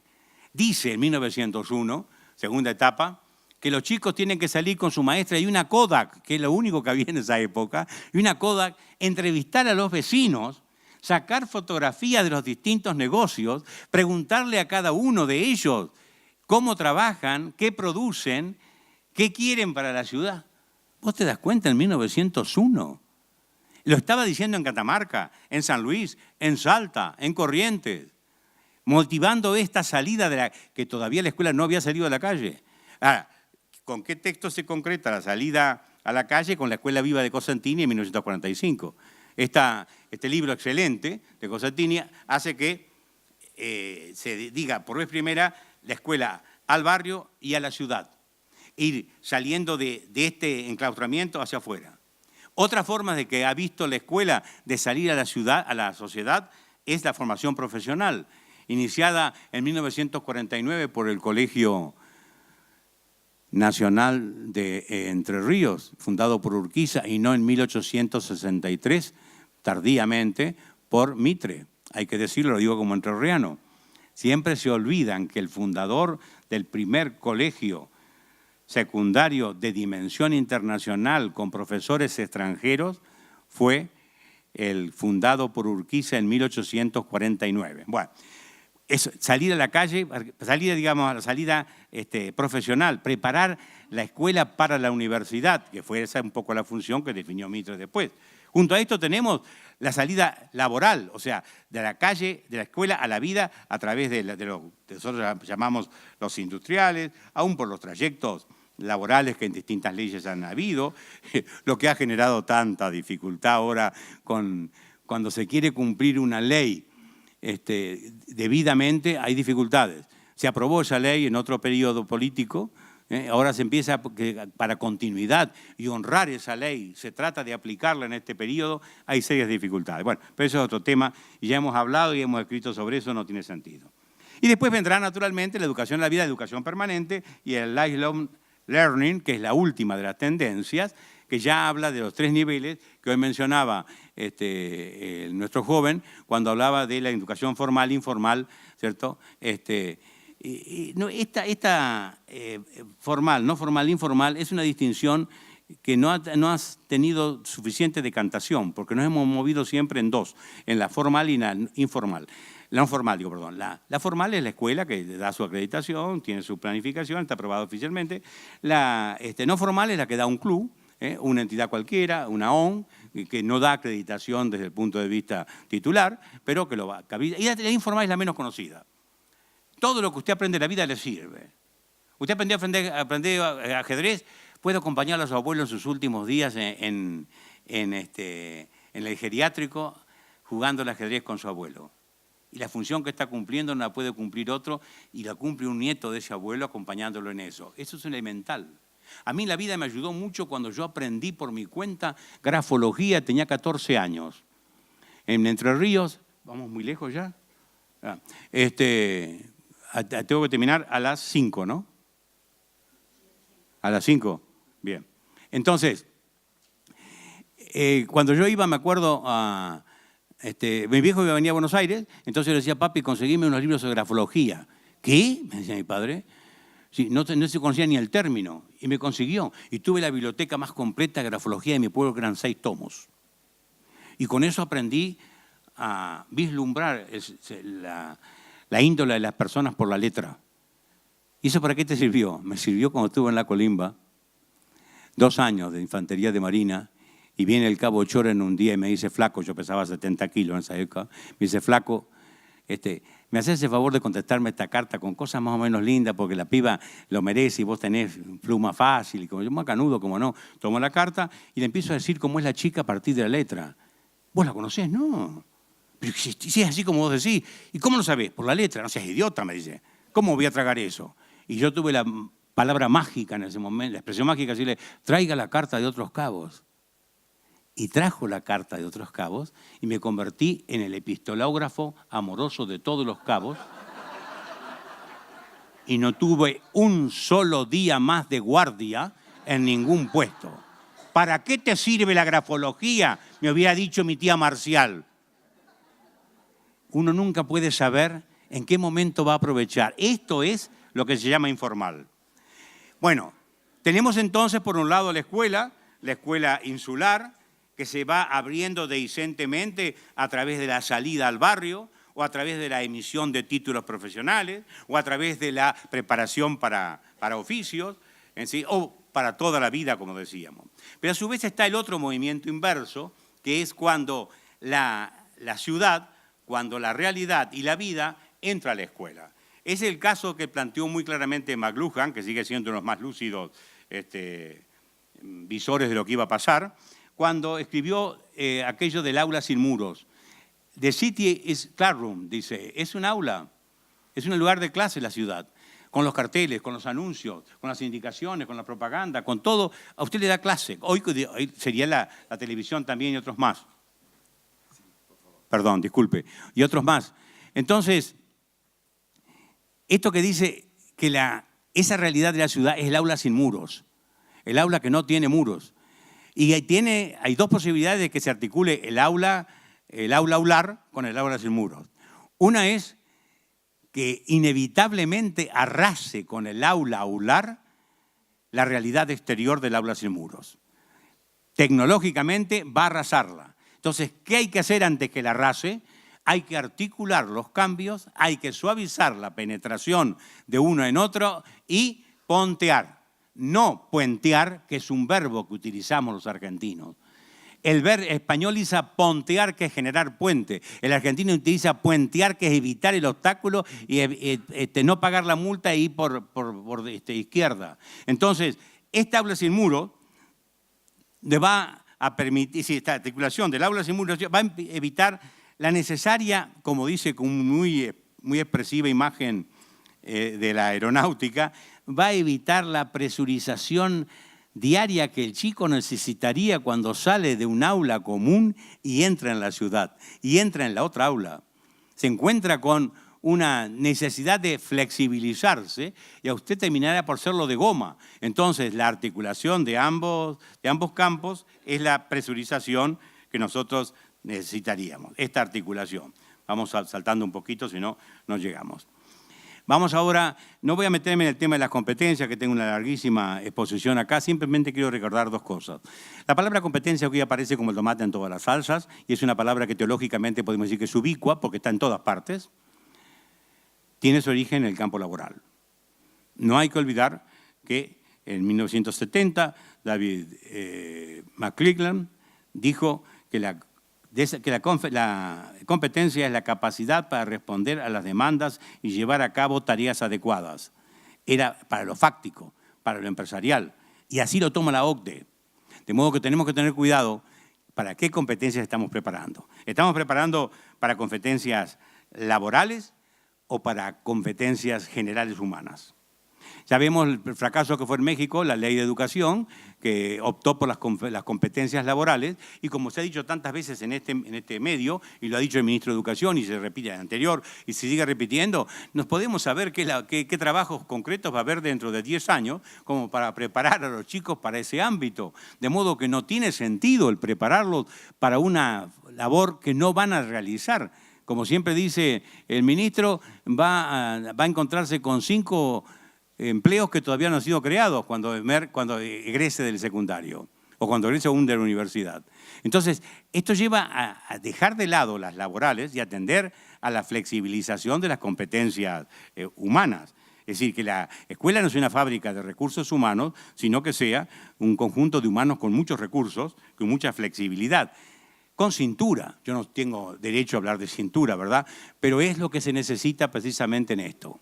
¿Cuál es la competencia mayor en la cual encastran todas? La capacidad del hombre de insertarse en contextos diversos y cambiantes con naturalidad y capacidad de adecuación. Hay quienes le agregan y cambiarlo, te la debo. Hoy cambiar un contexto es muy difícil, pero sí morigerarlo, por lo menos sus efectos. Levemente corregirlo, pero no revertirlo. Hoy no podemos, dada la globalización y los efectos globales de todo este gran contexto que nos rodea, generar este cambio. Pero bueno, esto es importante, y no hay que olvidar también que las virtudes es una competencia del espíritu, es una APP prestigiosa del espíritu, todas las virtudes lo son. La única manera, dice Dewey, de prepararse para la vida en la sociedad es participar de ella. Y acá estamos articulando educación y vida. Hay 2 sistemas metodológicos que hoy abundan en esta relación, que son, primero, el sistema de aprendizaje basado en proyectos, que es a partir de Kilpatrick, inspirado en Dewey, y seguido por todo hasta el 2020, catalán, etcétera, se ha desarrollado. Y los otros días la colega me comentaba el desarrollo de esto en Inglaterra. Bien, una extensísima y lúcida exposición, en la cual no pude meter baza tampoco, ahí sí, ahí fue cierto. Bien, pero lo cierto es que la otra dimensión es el aprendizaje basado en casos, y a eso vamos ahora. Y no voy a distinguir un texto de una forma de otra porque nos llevaría mucho tiempo, y estoy saltando, me quedan más que 20 minutos. Vamos al concepto de caso. El concepto de caso lo voy a leer porque es largo y merece ser destripado. El caso es una práctica metodológica propia de la pedagogía que facilita un aprendizaje significativo, vital, reflexivo, de índole activa y participativa, de carácter grupal, que parte de una situación dilemática o conflictiva, tomada de la vida, real o ficticia, pero verosímil, que se pone a consideración de los alumnos, asistidos por un docente que orienta la discusión, para examinar en profundidad, con el propósito de que modifiquen su experiencia y desarrollen en esa práctica ciertas competencias valiosas para resolver situaciones de la propia vida. Tomá tu torta y dale a Braulio, larguísima la definición. Eso yo lo llevo al diccionario, pues como lexicógrafo natural le he puesto la edición para que el diccionario la tome. El diccionario de la lengua podría decir: práctica metodológica que se apoya en la descripción de una situación real o ficticia para desarrollar en un alumno ciertas competencias útiles para la vida a través de la discusión grupal. Eso entra en la academia. Esto otro no, por supuesto, es para un diccionario pedagógico. Bien. En primer lugar, es una vía metodológica. Por favor, terminemos con el método, el unimétodo, el método que sirve para todo, el método universal, la panacea. No existe ningún método. Los métodos se complementan. No alcemos tronos al instrumento ni a la PC ni al destornillador. Los métodos son instrumentos de la mano del hombre y son necesariamente complementarios. La complementariedad es una noción fundamental en la educación. No es lo mismo la competencia que usted necesita desarrollar para 100 metros que para hacer un cross country.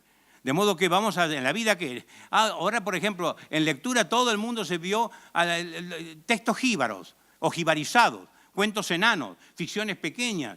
¿Y qué pasa con la novela? Es porque estos textos desarrollan unas competencias que no desarrolla la novela, pero a su vez la novela desarrolla relaciones a distancia, capacidad de articulación interna a través de 300 páginas. Es decir, son complementarios, no son excluyentes. Sin embargo, estamos haciendo dominar en toda enseñanza primaria y secundaria los textos jibarizados, es decir, los cuentos enanos.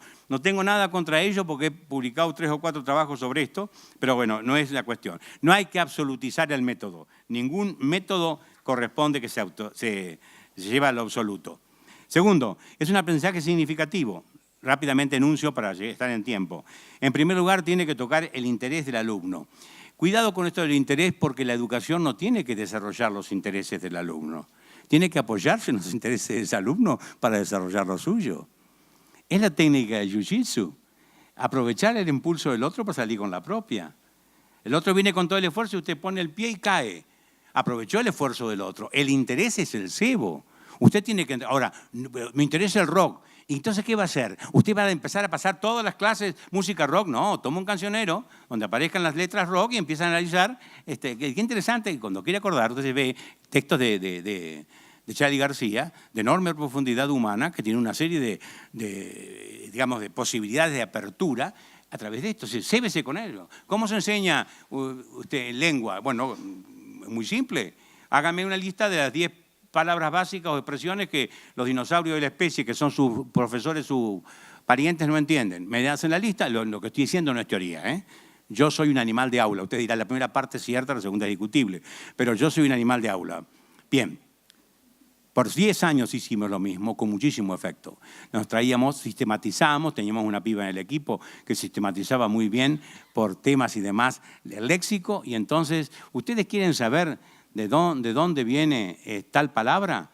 Ah, sí, claro, pero la palabra que ellos elegían, ¿no? Y aparece concheto. Entonces usted empieza a explicarle. Concheto, en realidad, es una palabra que proviene del mundo de la droga. Significa tal, originalmente fue concheta porque se refería a la mujer nada más que a la vulva. Cuando aparece un hombre más o menos amoriconado se llama concheto. Y empieza usted a llevarlo, como lo cebó con lo propio, después yo tengo posibilidades de seguir con lo mío. Eso es el interés. La escuela no tiene que ser divertida. La escuela tiene que ser interesante. Es decir, basarse en los intereses y hacerla más interesante todavía. Divertida no, para eso está el recreo. Para eso está el recreo. El ludismo no es para la clase. No nos confundamos. Aunque el juego educa, sin duda. Eso lo explicó Eugenio Dors magníficamente, no iba a entrar en discusión de eso. Pero no es lo básico. Bien, en primer lugar el interés. En segundo lugar, la asocia con nuevas experiencias y hechos que todavía no ha vivido en la vida, que es una especie de anticipo de situaciones vitales, generando reflexión sobre ellas como una vacuna para que cuando se encuentre con esa realidad, usted lo preparó para ella. En tercer lugar, asocia lo viejo con lo nuevo, que es la base, ya estaba en los primeros pedagogos. Se relaciona con los contenidos prefijados del programa, eso es fundamental. Tiene un sentido el análisis final que da coherencia a toda la discusión que se ha mantenido a través del tratamiento del caso. Produce todo esto cambios en los alumnos, desarrolla su capacidad expositiva y todo lo que vamos a ver después. De índole activa y participativa, porque indudablemente se trata de que los chicos tomen parte, que los chicos actúen, discutan. El lema es, no estamos en el teatro, no somos espectadores, somos actores. El lema es de Marcel, y a partir de ahí discutir. De carácter grupal, que es importante por esto, porque toda la diversidad socioeconómica que pueda haber en un grupo se articula bien cuando se discuten con respeto a unos y otros. Una situación dilemática o conflictiva. El dilema es una presentación de aparentes oposiciones que pueden resolverse o no en unidad final. La ideal del sistema es que lo conflictivo se haga confluencia. Y ustedes en Río Negro tienen un punto que se llama confluencia. Usted se para en confluencia y ve el río Limay y el río Neuquén que se unen y avanzan casi 2 cuadras sin fusionarse, con distintos colores, pero después de un tiempo se fusionan y confluyen. Han sido primero un conflicto, que es choque, y después termina en confluencia. Toda discusión humana tendría que tener la imagen geográfica de Río Negro. Por eso es que Baloira ha organizado esto en Río Negro con esta idea. Baloira, parece que le aplaudan, pero fíjense, es hombre sospechable. ¿Sabe lo que me dijo cuando me invita acá? Tenés que ir liviano, me dice. De equipaje. Dos tiempos tiene el paisano. Y son duros, porque la primera parte a mí me puso contra las cuerdas, 106 kilos. ¿Cómo me voy a alivianar? Pero de equipaje, te dice después, porque vas a venir de avión. Entonces, hay que cotizar también estas posibilidades donde a uno le dan cierto margen de reflexión, que es lo que este método da también. Modifica la experiencia, sin duda, porque la experiencia a veces... La experiencia no se transfiere sino a través de hechos vividos. Bueno, usted vive in nuce, como dice el italiano, en una nuez pequeñita, todo el desarrollo de un fruto, en esa situación que se presenta. La capacidad para responder con éxito a las preguntas que se le hacen en un contexto determinado. Bien, dejo de lado las precursiones del método, son antiquísimas. Yo simplemente voy a mencionar algo, 2 cosas. Dice Séneca, largo es el camino de los conceptos, breve de los ejemplos. Una situación a usted le presenta algo encarnado, un ejemplo, y de ahí salen los conceptos.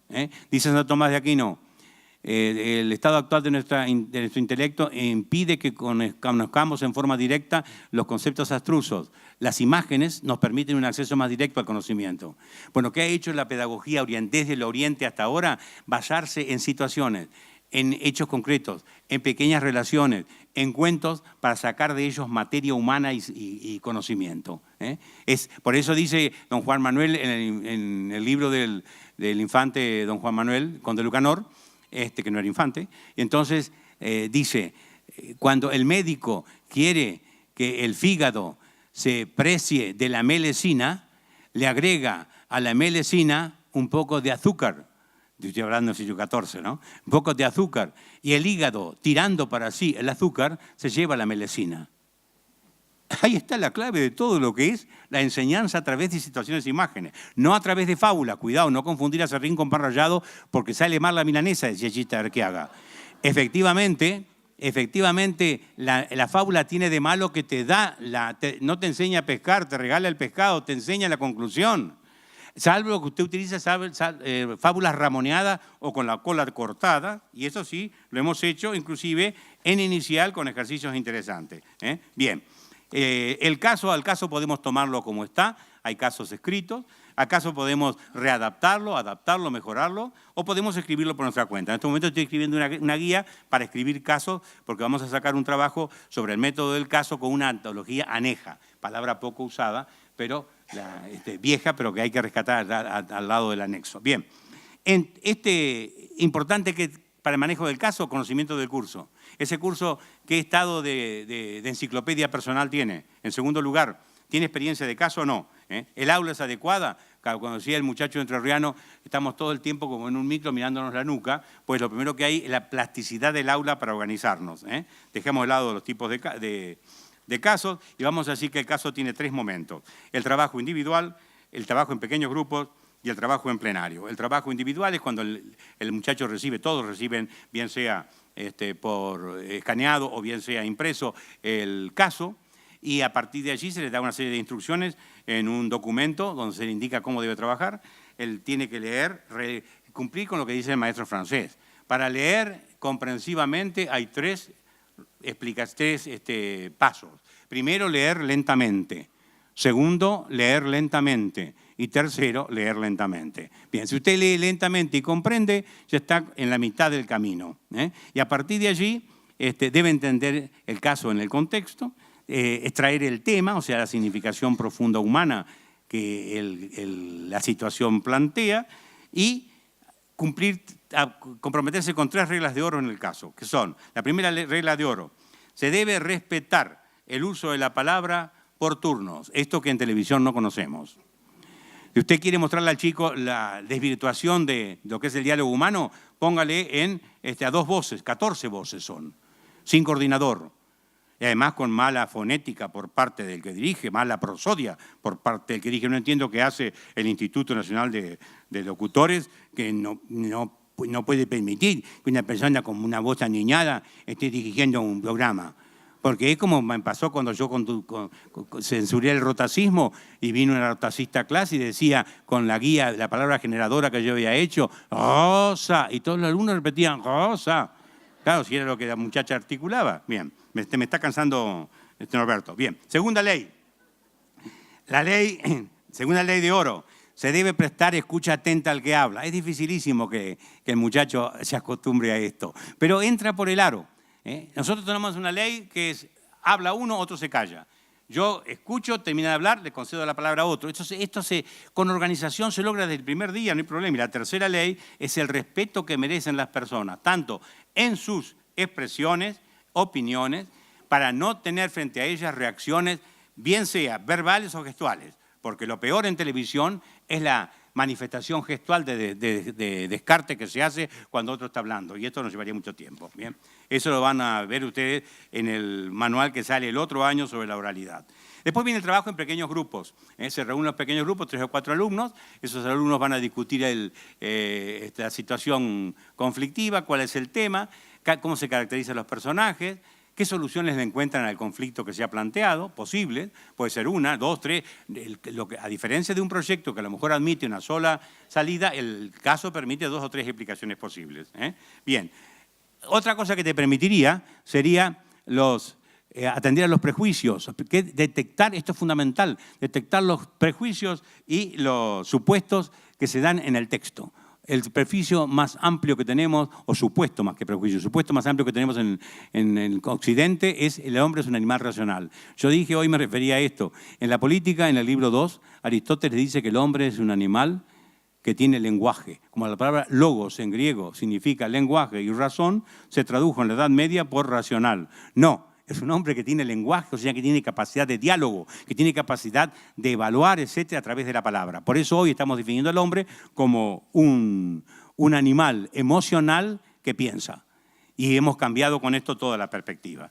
Y después viene el trabajo del plenario, que es el trabajo más rico, donde se desarrolla la discusión orientada por el profesor. El profesor no tiene por qué meter baza sin ser un director de tráfico. Él al final va a explicar dar su opinión, pero permitir que todos tengan su palabra, que todos sean escuchados, que se respeten, que se cumplan las tres reglas. Y finalmente, de todo esto, viene el cierre del profesor. El profesor saca conclusiones que puede ir tomando en el pizarrón y demás, haciendo un cuadro, inclusive un mapa conceptual. Y finalmente, él hace una exposición sintética, clara, de cuál ha sido la discusión, los distintos puntos de vista, y da su opinión, como uno más. Pero no anticipó en ningún momento su opinión para no condicionar a los muchachos. ¿Es importante la exposición final? Sí. My dear, ¿por qué? Porque hoy día se está dejando de lado, con el pretexto de que es una exposición autoritaria, la exposición de un profesor. Y ¿de dónde, iba a decir una barbaridad, de dónde toma modelo un muchacho de una exposición coherente de 15 minutos si no es de la voz de un profesor? Todo profesor tendría que tener a la semana por lo menos una exposición de 15 minutos orgánica para que el chico cotice la organicidad de la oralidad y se habilite. En la sociedad democrática la escritura cuenta muy poco. Lo que cuenta más es la oralidad. ¿Qué se ha escrito en este Congreso? Casi nada. Todo ha sido oralidad. Y la oralidad no se enseña. No se enseña ni se predica porque los maestros no saben manejar el sistema oral. Ese es el problema. Bien, Ahora, la clave de todo esto, ya nos vamos acercando al final, la clave de todo esto es lo que usted logra mediante la pregunta, porque la pregunta es el instrumento de cateo que tiene el profesor. No vamos ahora a desarrollar toda idea, pero sí quiero aclarar esto. En primer lugar, la pregunta ha muerto en la enseñanza argentina. El chico es un preguntón hasta primer grado, hasta que entra en inicial. En inicial se siguen satisfaciendo su preocupación. El pibe pregunta qué es eso, en la casa el padre dice es una mosca. ¿Y qué es una mosca? Es un insecto. ¿Y qué es un insecto? Un animal pequeño. ¿Y por qué vuela? Porque tiene alas. ¿Quién le dio alas? Dios. ¿Quién les dio? Anda a mirar televisión. Ahí se termina el diálogo. La maestra de inicial tiene la paciencia de continuarle motivando la pregunta permanentemente, porque lo sepa o no, esa maestra sabe que está desarrollando en el chico una forma aperitiva de conocimiento. Virtud aperitiva de la clé, virtud aperitiva de la llave, dice Pascal.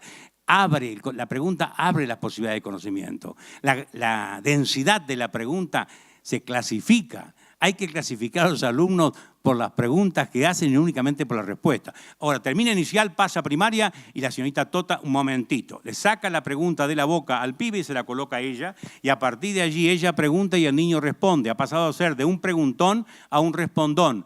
Esto se ratifica en el secundario y llegamos a la universidad y yo le pregunto a los pibes, pregúntame algo, ¿qué te dicen? Han perdido la capacidad de preguntar. Y sin pregunta no hay investigación, no hay conocimiento, no hay avance, no hay aprender a aprender, que es un sintagma muy repetido y poco pensado. De modo que la clave de este método es que el profesor sepa manejar las preguntas.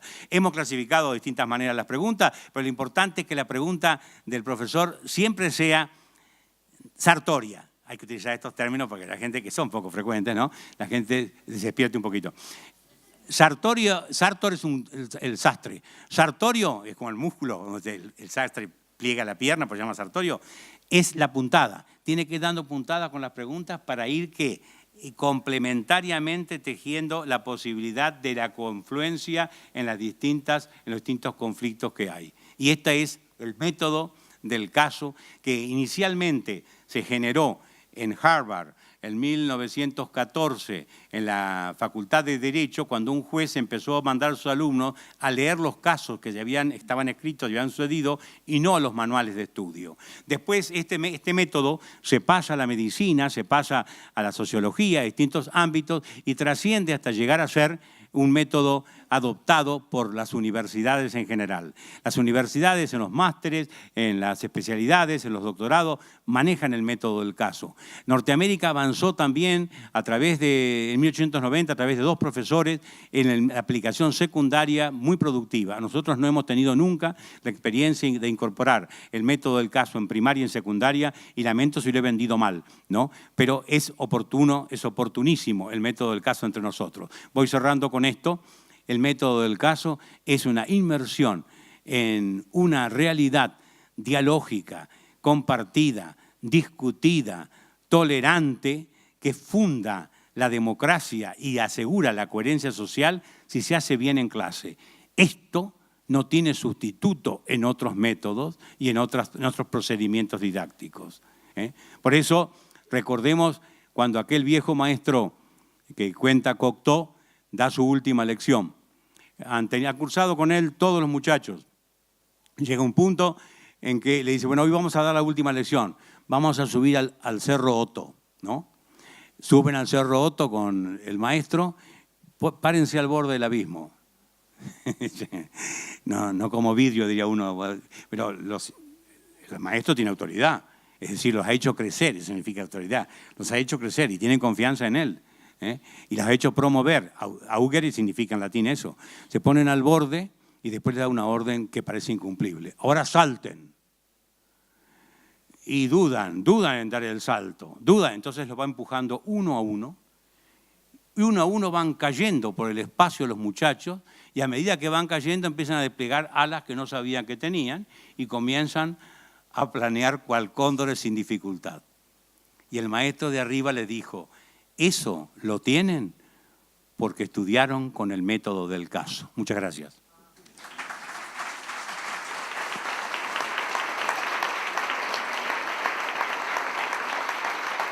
Hola, doctor Barcia. Voy a romper el hielo recordando su alegoría del conscripto, donde comenzó contestando las cartas de aquellos cabos. Y recapitulando sobre toda su exposición, profundizando en la importancia del lenguaje, ¿no? Donde quizás si enlazamos lo anterior y lo actual, lo viejo y lo nuevo, nos quedamos con lo esencial, que es el lenguaje, como la principal herramienta para llegar al otro. Quería su reflexión al respecto. Yo tuve la suerte que a los 14 años, era el menor de 7 hermanos, de modo que a mí me pisaban la cabeza en todos los planos. En la mesa familiar, que era Macondo, porque eran 7 hermanos, mis 2 padres, 2 abuelas y 2 tías que nunca supimos qué función cumplían en la casa, era difícil hablar. Porque yo hablaba y me tomaban de punto y me escarnecían públicamente. Yo descubrí una frase de Platón que decía: el que tiene la palabra tiene la espada. Y de ahí hice mi lema. Entonces, digo, hago la experiencia personal, y a partir de ahí empecé a cultivar el lenguaje. Es decir, si yo puedo hablar con cierta fluidez y demás, es porque me lo propuse, ¿no? No es porque haya tenido profesores sí tuve asesores que me indicaron qué tenía que leer en cada caso y fui creciendo con ellos. No tanto profesores, que en esa época la oralidad no se desarrollaba. Pero yo presentí que tenía su función y era importante. Y me fui formando para esto. Yo leía un texto que no entendía del todo, pero anotaba las palabras en una tarjetita, las sobaqueaba, y cuando iba al río a pescar, sacaba y leía, y me encontraba con Juan y le decía: esto prácticamente es un epígono. Y el otro miraba, no entendía mucho, pero yo fijaba la palabra. Bueno, y a partir de allí fui cotizando mucho y preocupándome mucho por la palabra y la educación por la palabra. ¿Cuál es el problema que tiene el docente? El docente no puede enseñar la oralidad porque no ha tenido clases ni en los institutos superior docente, de formación docente, ni en las universidades, el manejo de la oralidad. Todo es escrito. Todo es escrito. La lengua escrita se chupa, se come, los dos aspectos de la función del lenguaje, que son hablar y escuchar. Leer y escribir son inferiores al hablar y escuchar. Usted no tiene en el organismo ningún elemento que hable de escritura, pero sí tiene una orejita en el corazón, una aurícula, que escucha, sabe escuchar. La forma en que se enseña la lengua es deteriorada, o digamos, es desvirtuada por la lectoescritura. La enseñanza de la lengua comienza en casa. Yo estoy haciendo un esfuerzo muy grande ahora por difundir mucho las guías que hay, muy buenas en Internet. Acabo de dar una charla señalándole a los padres 4 o 5 líneas de guías sobre estimulación temprana. No únicamente en lo motriz, ¿cierto?, sino en lo lingüístico, sobre todo, que es lo que yo más conozco. Entonces, es importante que el chico juegue con ecolalia, con ecos, que tenga asociación fonética. En la casa empieza esto. Yo lo digo con la autoridad de tener para cada nieto mío de los 10 una canción de cuna diferente. Se la puedo cantar ahora si quiere. Y duermen. Bueno, han dormido todo el tiempo, ¿no? Ahora sería que despertaran para la inversa para la canción de cuna. Bueno, le puedo decir que con orgullo yo he descubierto de qué manera en el folclore hay una conciencia tan neta de lo que es la lengua. El folclore, el grupo folk es ágrafo, no tiene escritura ni lectura, y sin embargo, esa gente tiene foniatras naturales que le dicen: R con R cigarra, R con R barril, rápido corren los carros cargados de fierro al ferrocarril. ¿Qué están haciendo? Desarrollando, detectando si hay o no rotacismo en el chico para corregírselo. No tiene fonoaudiólogas la comunidad folk, que no sabe leer ni escribir. Pero sí le dice, Pablito clavó un clavito y le está desarrollando los grupos consonánticos difíciles para que el chico los ejercite. Es una maravilla que esta gente ignara, que no sabe ni leer, pero es muy culta, no hay que confundir cultura con lectura, ni con la lectoescritura. Esta gente sabía el valor de la palabra. Por eso es que juegan tanto, con tantos juegos infantiles folclóricos, con palabras, porque van educando que el que te da la palabra, darte la palabra es darte la posibilidad de intervenir, la posibilidad de expresarte, la posibilidad de comunicarte, de integrarte en una sociedad. La escritura no es así, pero la escritura se chupó toda la intención de didáctica a partir de la escuela primaria, lamentablemente. Y yo acabo de publicar un libro, no voy a decir la editorial, pero cuidado porque soy cuidadoso en esto, sobre la comprensión lectora, que es aprender a comprender, que va acompañado por una carpeta entera para el desarrollo inicial y 7 cuadernillos para el secundario. ¿Qué objetivo tiene esto? He encontrado con un par de personas que la están aplicando. ¿Qué intención tiene esto? Descubrir primero la estupidez que ha cometido la bibliografía general de entender que la comprensión comienza con los 6 años de la criatura cuando empieza a leer y escribir. O sea que se pasó 6 años de su vida sin entender nada, sin comprender nada. La comprensión empieza con la vida. Cuando la mamá le hace así, o cuando alza los arcos superciliares, ¿cierto? Ya está comunicándose gestualmente, facialmente. Primero la comunicación gestual y facial, después la icónica, cuando se le indica las rayas. Yo he visto en Francia cómo educan a los chicos en la organización social ciudadana, por dónde se va, dónde se tira el papel. Si no saben leer y escribir, están comprendiendo iconos, salvo los iconos mamarrachos que tenemos nosotros, que tenemos una mujer y un hombre.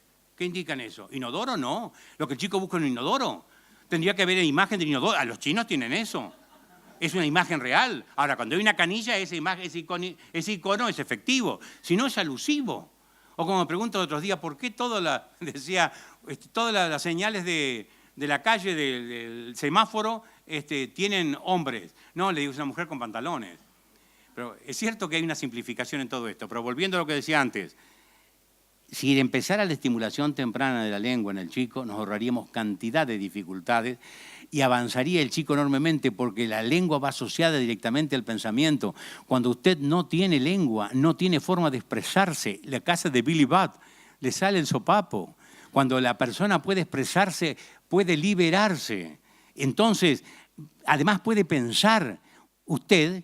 ¿Por qué insisto yo en los sinónimos? Porque los sinónimos le permiten matizar el pensamiento suyo porque le dan una palabra para cada cosa. El esquimal tiene 15 términos diferentes para los estados de la nieve. ¿Qué significa esto? Que la nieve, que para él es sustancial, está distinguiendo estados que son capitales para ver si sale a pescar, si puede comer. Entonces, esta distinción de 15 términos diferentes lo orienta en la vida. ¿Y qué me dice del criollo? El criollo sabía 220 colores de pelaje de caballo. Nosotros no tenemos más que 4. Yo voy a unas estancias de papá tiene 6 estancias, y unas estancias de papá en Entre Ríos, y ¿qué veo? Y veo blancos, negros, manchados y marrones. 250. Eso es que riqueza para denominar la realidad, para distinguir los elementos en la realidad, y le estiliza el pensamiento. Cuanto más, ¿cuál es una de las técnicas de dominio de un pueblo? Es la que utiliza George Orwell en su 1984, con la neolingua. Todas las semanas le van quitando 3 vocablos del diccionario. Entonces cada vez tiene menos posibilidades de expresarse y por lo tanto, de defender sus derechos, de decir quién es, de protestar frente a la ley. Una forma de sumisión es a usted reducirlo a la menor capacidad de palabras posible. Y la oralidad es mucho más importante que la escritura, toda la vida. Bueno, no sé si contesta usted con esto, pero no existen sistemas organizados en la enseñanza primaria y secundaria del desarrollo de la oralidad. Y como el profesor o el egresado del Instituto de Profesorado no ha recibido cómo se corrige la oralidad, no puede corregirla. Y va al escrito. ¿Por qué? La oralidad, ¿cómo tiene que corregirla? Si el pibe dice, está influenciado, influenciado, todos los periodistas lo dicen, influenciado es que parece la influenza, que es una gripe italiana. Usted quiere decir que está influido, sí. Ahora, para eso hay que manejar a Dunguen la lengua y decirla en el momento. No se puede corregir la oralidad al día siguiente, en el momento, ipsopúchicamente. Y esta es la dificultad que tiene el docente. En cambio, ¿qué pasa con los escritos? Damos escritos, llevamos a casa, me pongo el short y le doy a una tía vieja jubilada que le pago unos pesos para que me corrija los escritos. Hasta eso se puede hacer. Pero la oralidad no lo permite. Y en tanto no avancemos en la oralidad, no vamos a avanzar en este campo de liberar al alumno en su pensamiento. Porque lo que no dije aquí es que este método enseña a pensar y además enseña valores. Porque al distinguir los distintos puntos de vista de los personajes de las situaciones, usted ve cuál es la escala de valores de cada uno. El chico va armando su propia escala de valores para situarse frente al mundo. Hay 3 vías pedagógicas para enseñar a pensar, que son una que no lo es, pero que en la historia de la pedagogía. La primera dice, no se puede enseñar a pensar. Pensar es un hecho natural como el respirar, ¿cierto? O el caminar.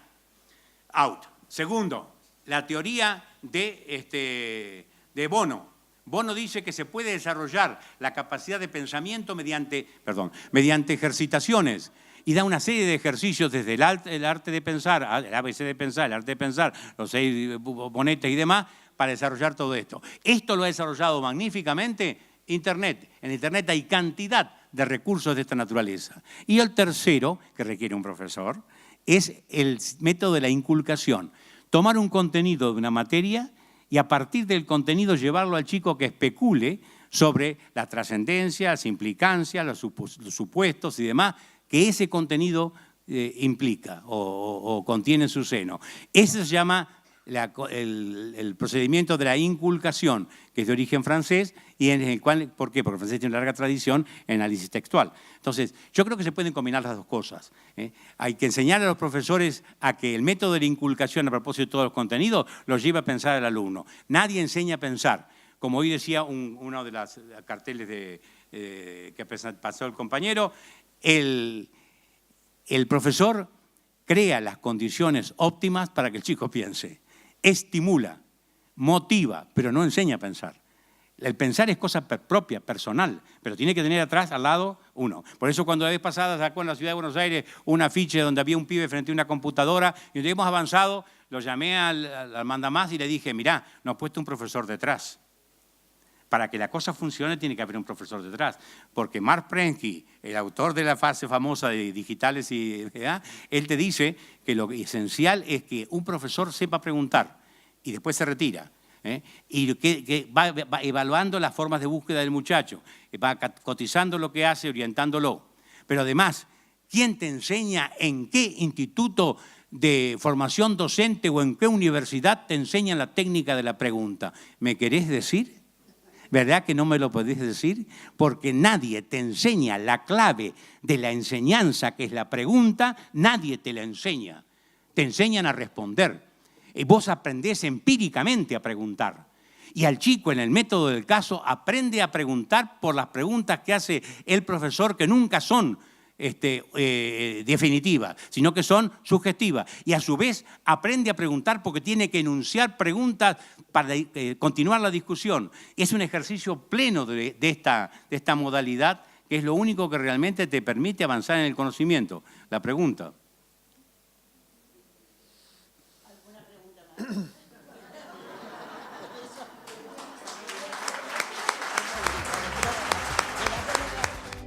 Bueno, mi nombre es Norberto Baloira, soy el secretario ejecutivo de Cordiep. Cordiep, como ustedes ya saben, es la junta que coordina a todas las entidades de educación de gestión privada del país. La realidad es que año tras año nos venimos reuniendo en distintos puntos del país. En este caso nos tocó esta bellísima ciudad de San Carlos de Bariloche para festejar el 15º encuentro. Es decir, este 15º encuentro que nucleó a gente de los distintos puntos del norte al sur y que ha tenido hasta el último día un lleno total, cosa que hasta a nosotros nos sorprende, más allá de que hemos tenido que cerrar la inscripción 15 días antes de la celebración porque excedíamos el marco de esta sala. La realidad es que estamos trabajando año tras año a través del equipo pedagógico de Cordiep, que es la que elabora toda la programación, hoy buscando es decir, aún experiencias extranjeras, como fue la primera oradora, que es una religiosa que vino de Barcelona, la gente que vino de Chile, oradores del país que se han destacados y que realmente nos han permitido llegar a lograr un encuentro en el cual hoy puedo decir, gracias a Dios, estamos muy contentos y satisfechos porque entendemos que hemos alcanzado los objetivos que nos habíamos propuesto, con la gran preocupación que es mejorar para el próximo. Y decir, la realidad es que cada año, cuando apenas termina uno, ya estamos empezando en el otro. Y el otro hay que no decir que está todo bien, sino que empezar a buscar cómo nos vamos a superar. Esto se hace posible no solo por la asistencia de los directivos de todos los colegios y los representantes legales, sino también por los sponsors y stands que han acompañado con una feria, es decir, durante los 3 días y que a través de sus aportes Cordiep puede lograr, es decir, ya le digo, esta inversión que significa traer oradores extranjeros, pagar los propios y también buscar que esto cada día se convierta en un centro de atracción para que nuestros directivos se vengan a capacitar. Mirá, es decir, hacer una conclusión en pocas palabras es darle gracias a todos los que han trabajado para que esto llegue a ser lo que fue.